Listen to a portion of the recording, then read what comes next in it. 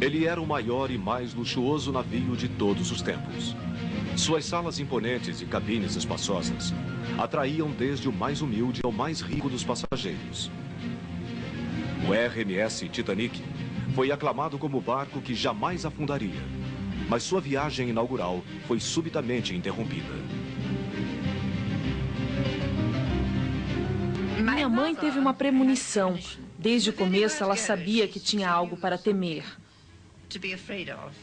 No início de uma noite sem luar, apenas 4 dias depois de partir, os passageiros sentiram uma falsa sensação de segurança e, repentinamente, o Titanic colidiu com um iceberg. Logo em seguida, sentimos a pior batida que nenhum ser humano poderia imaginar que acontecesse. Foi terrível. Depois de cerca de 3 horas dramáticas, o Titanic não teve salvação e afundou nas águas geladas de Terra Nova, junto à costa do Canadá, no Oceano Atlântico. Cerca de 700 passageiros escaparam em botes salva-vidas, mas presenciaram o drama de amigos e parentes que não conseguiram deixar o barco e desapareceram junto com o transatlântico. Os gritos e sons que eu escutei são algo impossível de descrever. Foram os ruídos mais pavorosos que eu já ouvi. Para os sobreviventes do lendário desastre, a noite fatal de 14 de abril de 1912 ficou guardada para sempre na memória. Titanic, a tragédia contada pelos sobreviventes.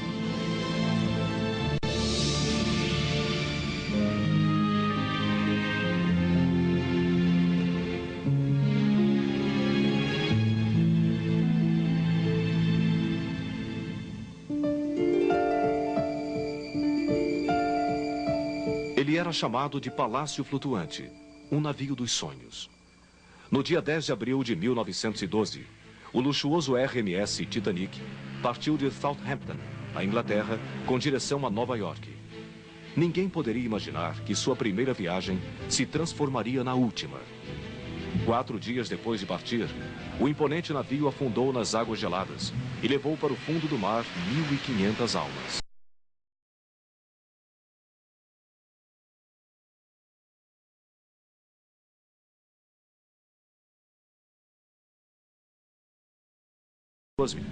E com as dramáticas histórias contadas pelos sobreviventes. Bem, eu lembro disso o tempo todo. E este é o pior pensamento que tenho em minha mente quando lembro da imagem do navio afundando. Eu vejo como tudo aconteceu. Aqueles que estavam na parte esquerda do navio que colidiu com o iceberg foram os que entraram em pânico primeiro. Eles estavam gritando. Bem, eu tenho registrado perfeitamente em minha memória a noite do naufrágio. Eu me lembro como se tivesse acontecido ontem. Toda vez que vejo uma foto do Titanic, tenho a impressão de reviver aquele momento.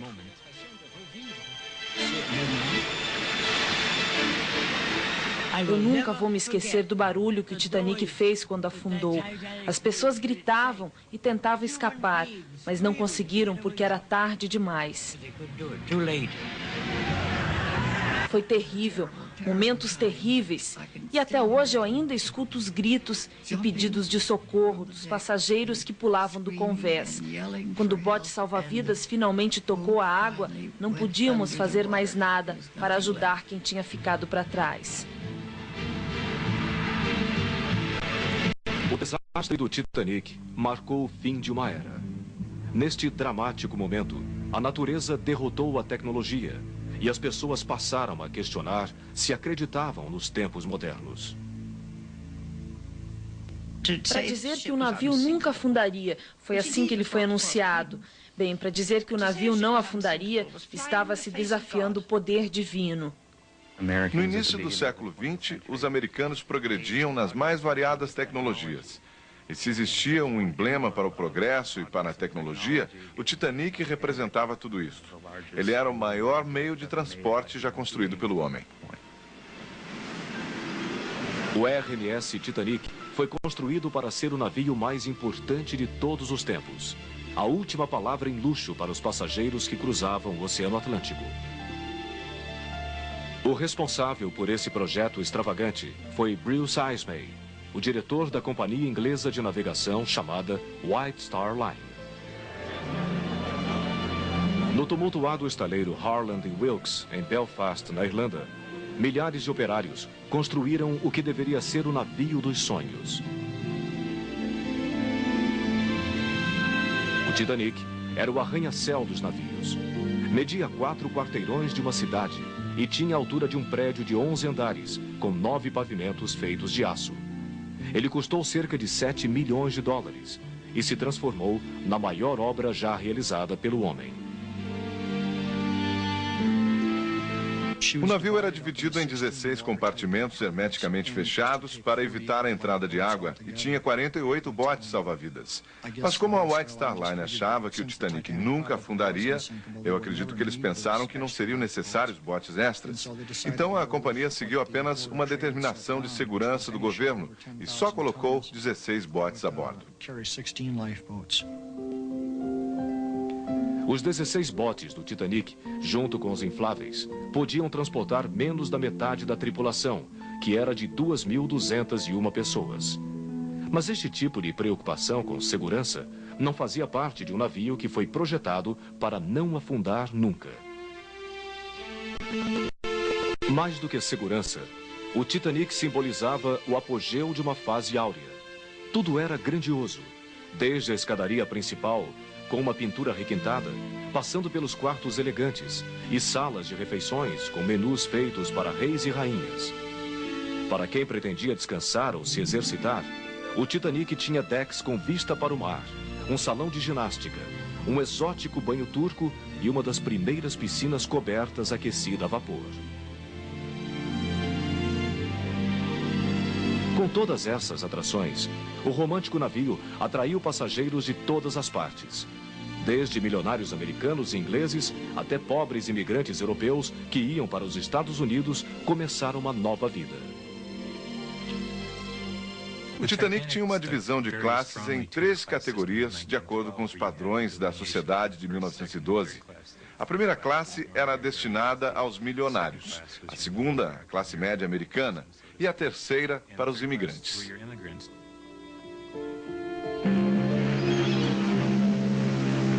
No dia 10 de abril de 1912, em Southampton, na Inglaterra, ricos e pobres embarcaram no luxuoso transatlântico para sua viagem inaugural até Nova York. No porto, parentes e amigos desejavam boa viagem, sem imaginar que muitos dos que estavam no transatlântico não seriam vistos nunca mais. Logo que o navio partiu, os passageiros da primeira classe entraram em seus luxuosos quartos. Entre eles estava John Jacob Astor, o mais rico de todos a bordo. Ele viajava ao lado de Madeline, sua jovem mulher que estava grávida. Também viajava no Titanic o playboy americano Benjamin Guggenheim, que fez fortuna com a mineração. Ida e Isidore Strauss, fundadores da Macy's, uma famosa loja de departamentos. E a milionária do Colorado, Margaret Brown, que preferia ser chamada de Molly. Entre os passageiros da segunda classe estava a garota Edith Brown, de 15 anos. Seu pai estava imigrando para Seattle, onde pretendia fazer fortuna no ramo da hotelaria. Quando nós subimos na escadaria principal, eu fiquei encantada com a sua beleza. Tudo no navio era maravilhoso. Quadros bonitos pendurados nas paredes e as mesas com talheres de prata e toalhas brancas. Era realmente magnífico.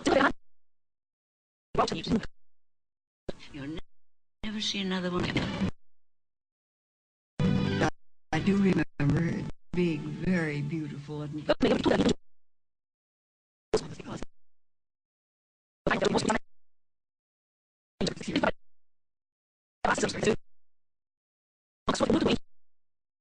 Os médicos falaram que ele tinha que se tratar nos Estados Unidos, ou então morreria.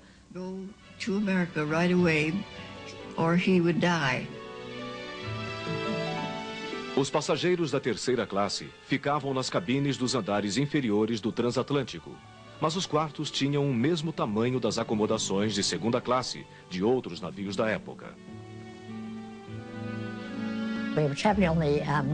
Nós estávamos viajando no Titanic porque íamos morar na cidade de Kansas, onde meu pai pretendia abrir uma loja. Nós já tínhamos comprado uma casa lá e achávamos que seria maravilhoso viajar no Titanic. Como éramos imigrantes, tivemos que embarcar na terceira classe. O comandante da viagem inaugural do Titanic era o capitão A.J. Smith, um veterano dos mares que trabalhava há 32 anos na companhia White Star Line. Ele estava próximo da aposentadoria e, numa irônica coincidência, este seria seu último cruzeiro. O capitão Smith era o oficial mais popular de todos os navios e tinha o melhor salário da época. Então, nada mais natural que coubesse a ele conduzir o Titanic em sua viagem inaugural. Em toda a sua carreira não tinha sofrido nenhum acidente. E talvez por isso, o capitão também acreditasse que nada poderia acontecer de errado.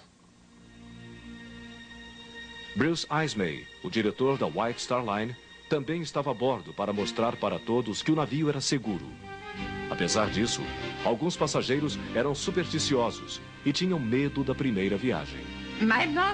Minha mãe teve uma premonição e nunca dormia à noite. Ela passava a noite inteira acordada e só adormecia depois do amanhecer. Eu ficava com meu pai e pensávamos como era estranho minha mãe passar o dia todo dormindo. Mas desde o início da viagem parece que ela sabia que algo de errado estava para acontecer. Mas, na maioria dos casos, os passageiros respiravam um ar de otimismo e esperança em relação à viagem e ao futuro na América. Eles acreditavam que realmente o navio nunca afundaria. Todos tínhamos muitos planos e esperanças, principalmente os imigrantes, que pretendiam montar uma vida nova na América. E todos olhávamos muito adiante para pensar que algo poderia dar errado.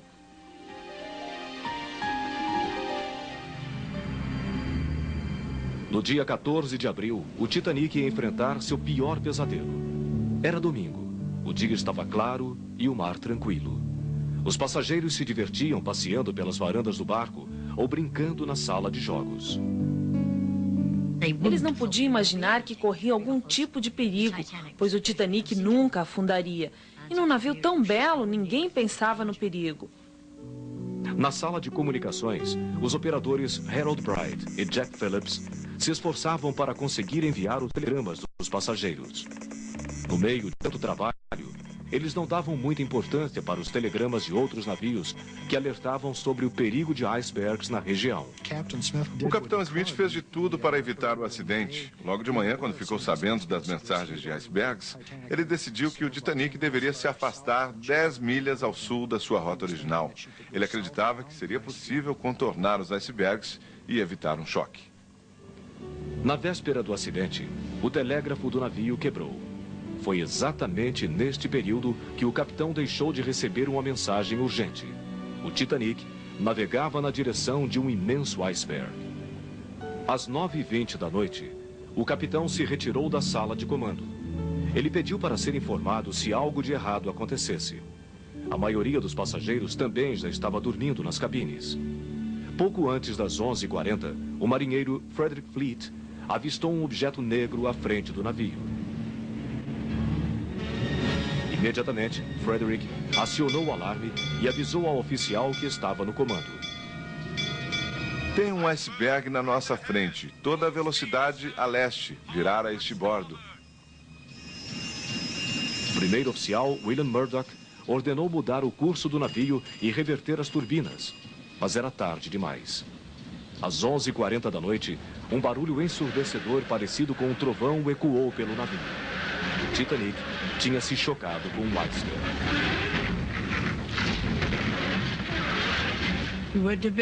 Uma hora e meia depois de eu ter deitado, aconteceu o pior acidente que um ser humano já tinha presenciado. Foi horrível. Meu pai estava próximo da porta e disse: "Pegue suas roupas de frio e me siga." Minha mãe saiu da cabine e perguntou para o marinheiro o que tinha acontecido. "Por que nós paramos no meio do oceano?"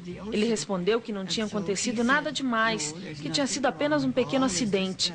O navio seria consertado e a viagem voltaria ao normal em poucos minutos.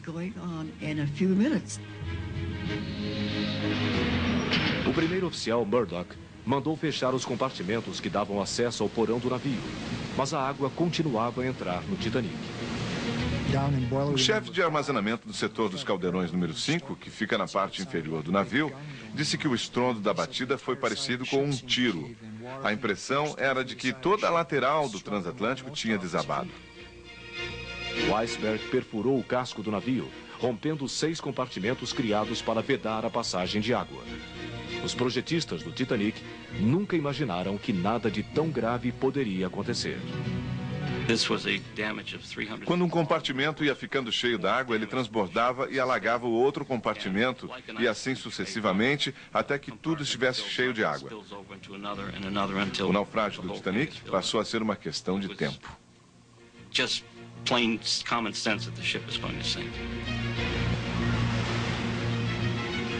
Logo depois do acidente, o capitão Smith correu para a sala de comando.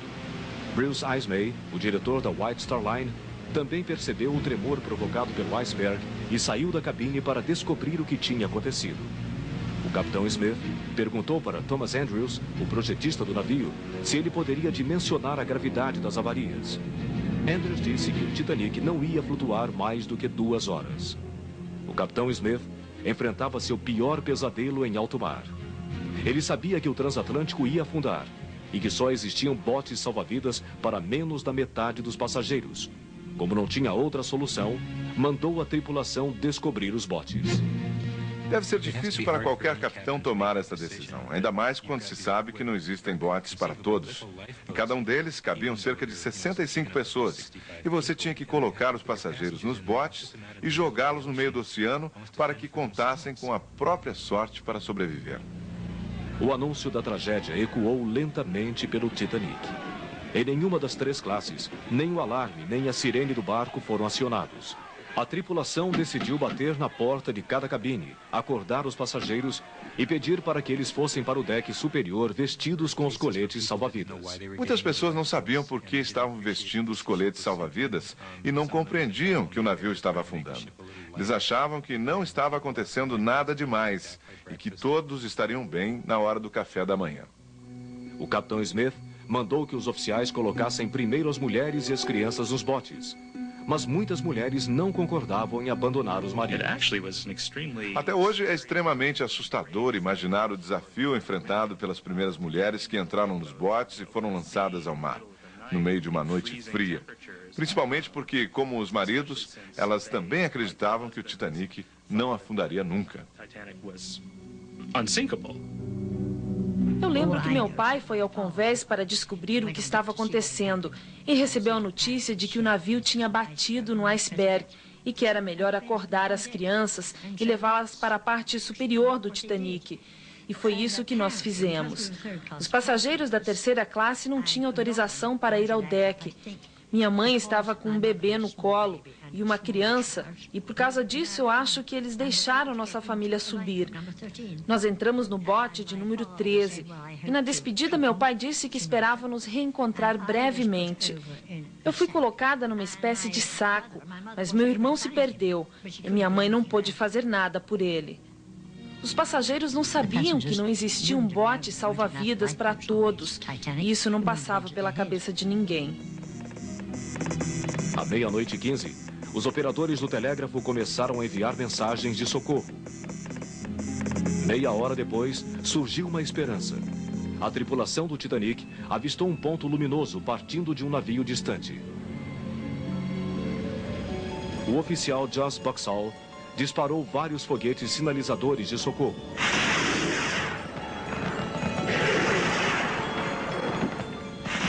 A luz misteriosa era do navio a vapor Califórnia, que naquela noite estava a 19 milhas do Titanic. A tripulação do Califórnia notou os disparos, mas não sabia que o sinal vinha do Titanic. O capitão do Califórnia tentou fazer contato luminoso através do código Morse, mas não recebeu resposta. Sem a confirmação de que o navio estava em perigo, o capitão Stanley Lord decidiu seguir viagem. Os oficiais do Titanic continuaram a disparar morteiros, mas a luz misteriosa do Califórnia desapareceu no horizonte e, com ela, uma das últimas esperanças de salvação também se apagou.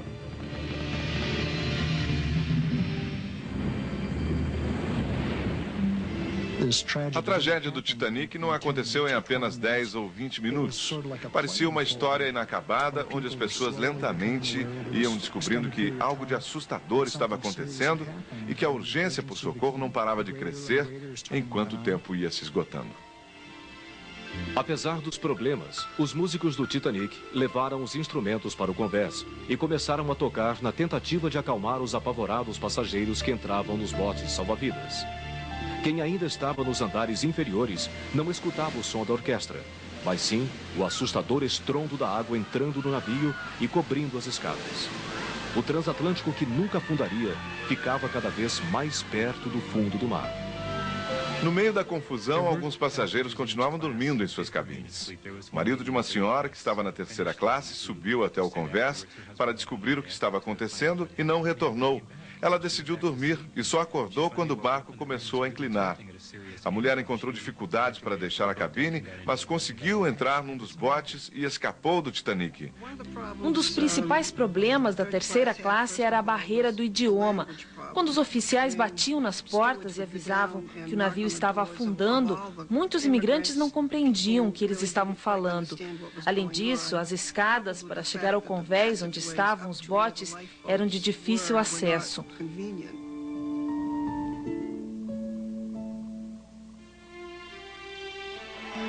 O barulho nas escadas era ensurdecedor.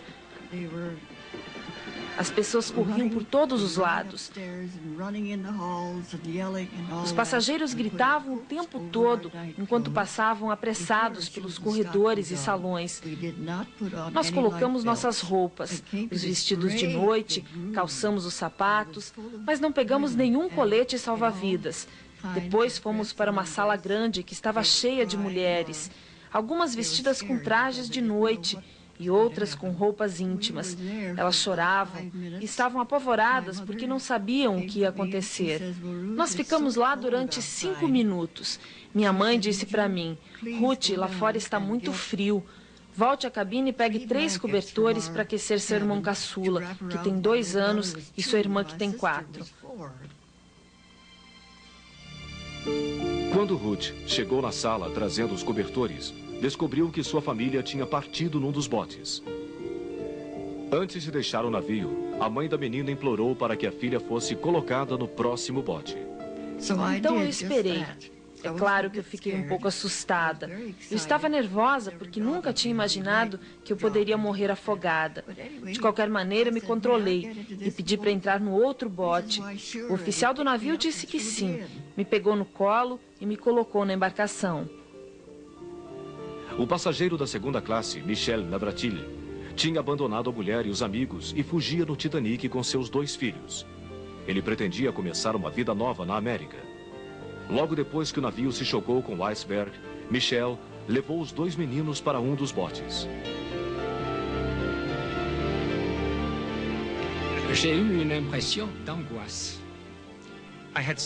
Eu estava ansioso, provavelmente porque estava longe da minha mãe e não entendia que o Titanic ia afundar. Meu pai me colocou no bote e ainda lembro do momento em que soltaram as cordas e do barulho do pequeno barco batendo na água e das ondas do mar.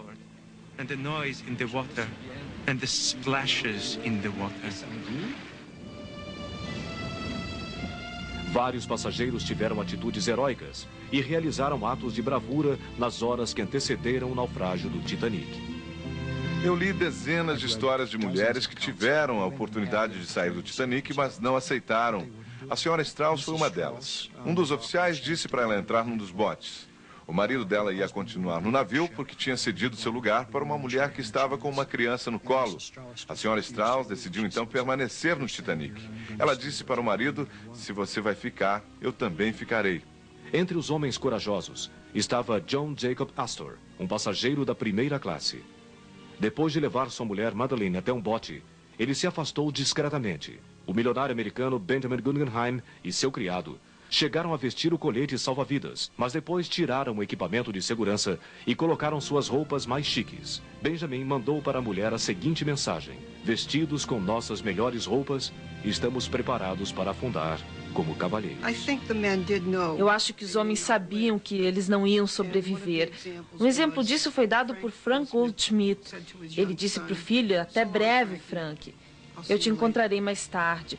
O garoto achou que o pai ia segui-lo, mas isso não aconteceu.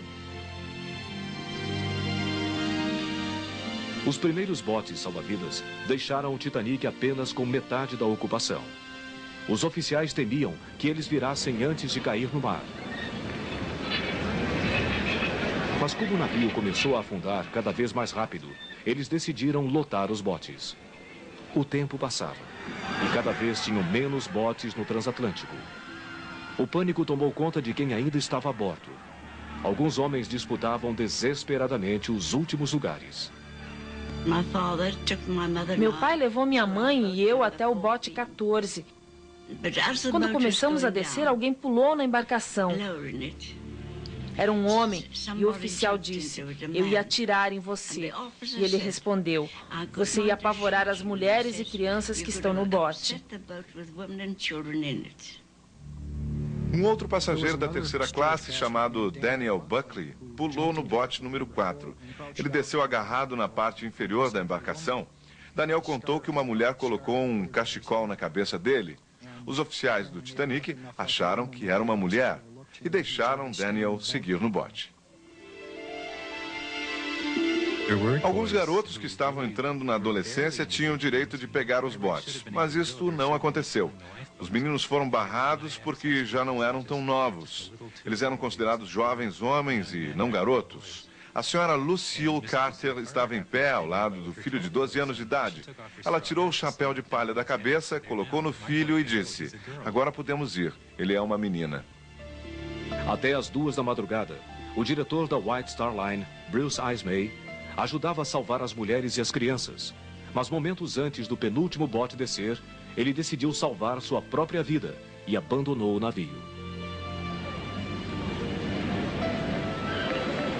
Pouco depois das 2 horas da manhã, o último bote foi lançado nas águas geladas. Os passageiros atordoados ouviam a orquestra tocar o hino religioso, Meu Coração com Deus. A suave música foi interrompida bruscamente quando a polpa do navio se elevou rapidamente como um gigante indomável.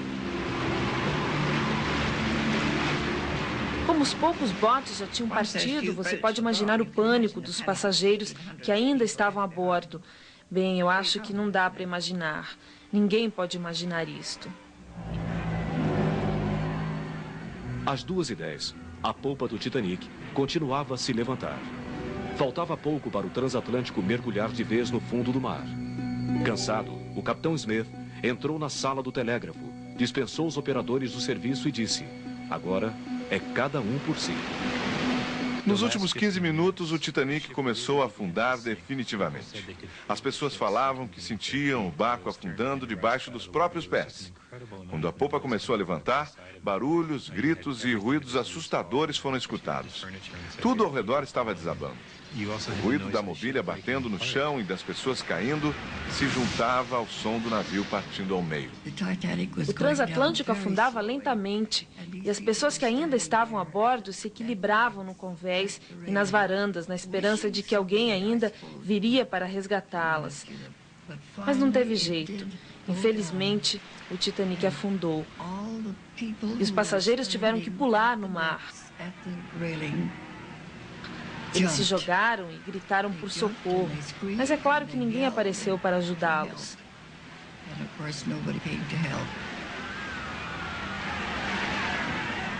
Eu nunca vou me esquecer do barulho horrível que o navio fez quando afundou. Pessoas gritando e o ruído do mar foi terrível.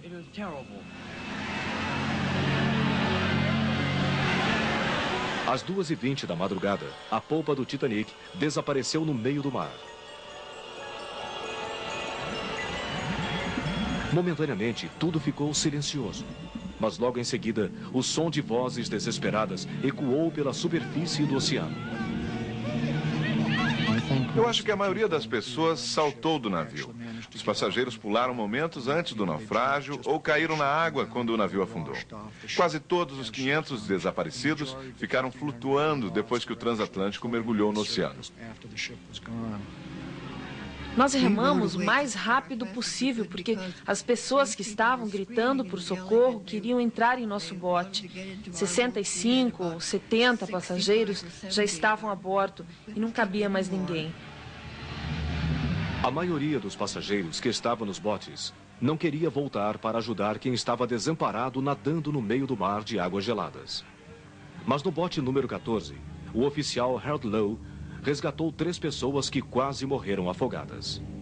O oficial Lau remava na direção de um grito distante, mas antes de alcançar essa pessoa, o grito parava.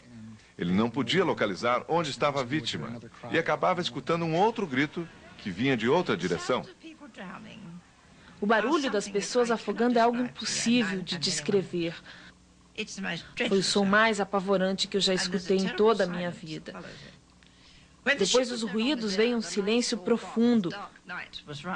O navio tinha desaparecido e a escuridão tomou conta de tudo. 45 minutos depois do naufrágio do Titanic, não se escutava mais nenhum grito ou pedido de socorro. Um silêncio assustador cercou os sobreviventes. Provavelmente eles estavam congelados e não conseguiam mais gritar. Só restava esperar que algum milagre acontecesse. Na maioria dos botes, um oficial do Titanic ou um passageiro estava no comando. Mas no bote número 6, Molly Brown, uma milionária do Colorado, assumiu o controle. Molly Brown tinha um coração muito grande. Algumas pessoas achavam que ela era um pouco excêntrica, mas na verdade se tratava de uma mulher fantástica. Nós remamos de 1 até as 4:30 da madrugada. E finalmente chegamos num ponto distante, um sinal luminoso. Depois surgiram disparos de morteiros. Nós gritamos, comemoramos e começamos a remar o mais rápido possível na direção da luz e fomos salvos.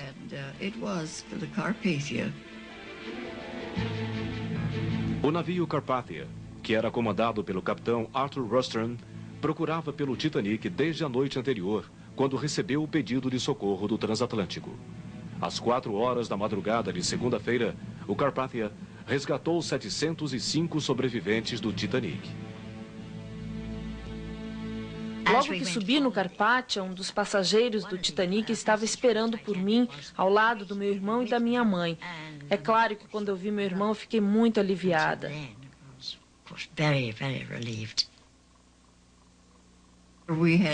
Nós tínhamos cobertores, comida, conhaque e café. E até uma mulher se aproximou de mim e perguntou: "Seu nome é Ruth Becker?" Eu respondi que sim. E ela disse que a minha mãe estava me procurando por todos os lados. Finalmente eu me reencontrei com meu irmão, a minha irmã e minha mãe. Todos estavam bem. Depois de recolher os passageiros que estavam nos botes, o Carpathia decidiu retornar ao local do naufrágio para procurar por algum sobrevivente que ainda estivesse nadando. Mas a tripulação encontrou apenas um corpo flutuando. Quando o Carpathia nos salvou, todas as mulheres correram para as varandas do navio para procurar pelos maridos nos outros botes. Mas eles nunca apareceram.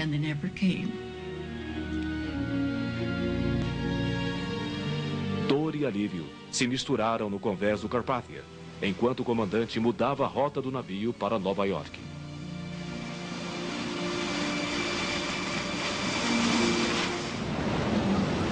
A notícia do naufrágio do Titanic chegou rapidamente aos Estados Unidos e à Europa. Em Nova York, parentes e amigos dos passageiros foram para a porta da companhia White Star Line. Eles estavam desesperados e queriam saber informações sobre os sobreviventes. No dia 18 de abril, o Carpathia chegou ao porto de Nova York. Mais de 40 mil pessoas aguardavam ansiosas pelo desembarque dos passageiros do Titanic. As pessoas se aglomeravam à beira do cais. Além dos parentes e amigos, centenas de jornalistas tentavam falar com os sobreviventes. Enquanto o navio atracava, alguns pularam dentro do Carpathia e outros gritavam o tempo todo. Apenas quem tinha algum amigo ou parente em Nova York podia desembarcar. Meu pai estava na Índia e um amigo nosso enviou um telegrama para ele informando que nossa família estava salva. Meu pai ainda não sabia o que tinha acontecido e achou que nós tínhamos escapado de um acidente de trem.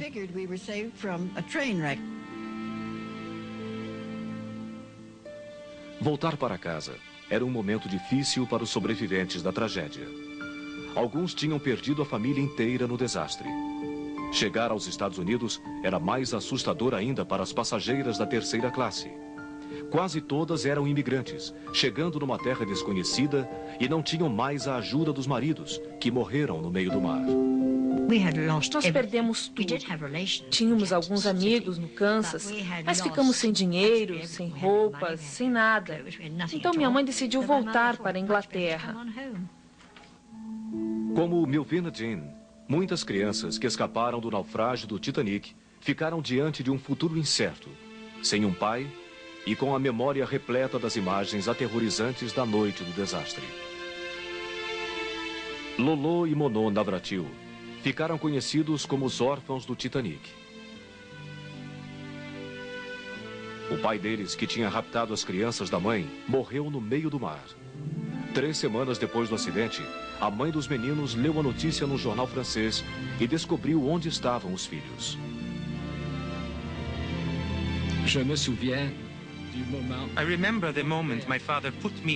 Eu lembro do momento em que meu pai me colocou no bote.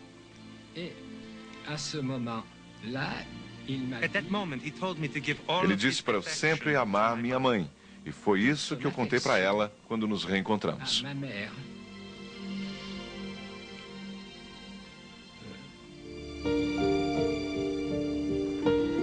Diante de tantas vítimas, os governos americano e britânico decidiram abrir um inquérito para apontar o culpado pelo naufrágio.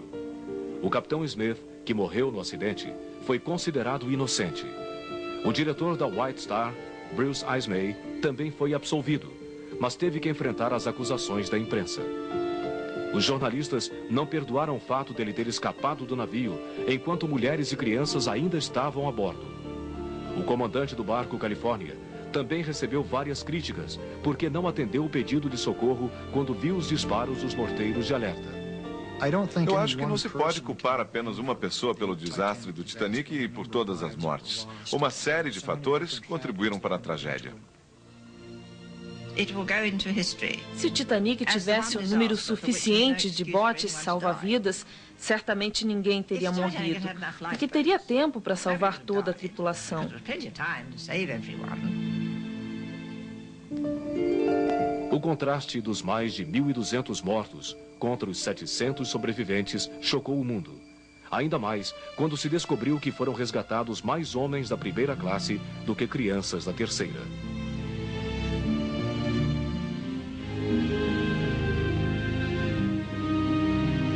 Missas e cerimônias religiosas para homenagear as vítimas do naufrágio foram realizadas nos Estados Unidos e na Europa. Logo que o impacto da tragédia diminuiu, surgiu um novo interesse: desvendar o que realmente aconteceu no Titanic e explorar no fundo do mar o que restou do luxuoso navio.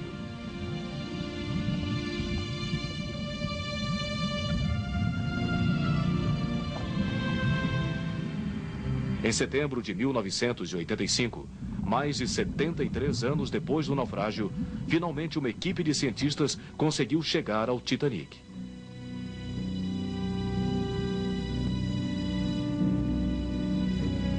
Eles descobriram que momentos antes de afundar, o transatlântico partiu ao meio. Por alguns segundos, a popa do navio continuou boiando, antes de também desaparecer no meio do oceano.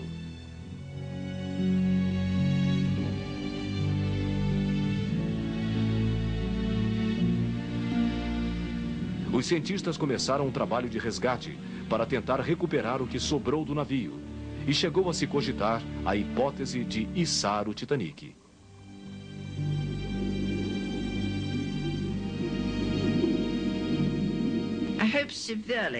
Eu respeito o trabalho dos cientistas, mas espero que eles nunca tirem o Titanic do fundo do mar. It astounded me with wonderment.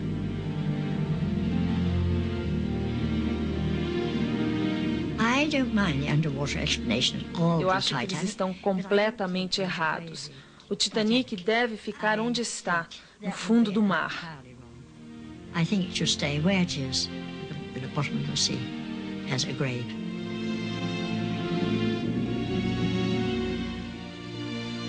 O naufrágio do Titanic deixou uma lição para a humanidade. Uma lição de lealdade, bravura e sacrifício. Uma tragédia que provocou a morte de mais de 1.200 pessoas e que ficou guardada para sempre na memória de quem enfrentou os momentos de pânico na noite de 14 de abril de 1912.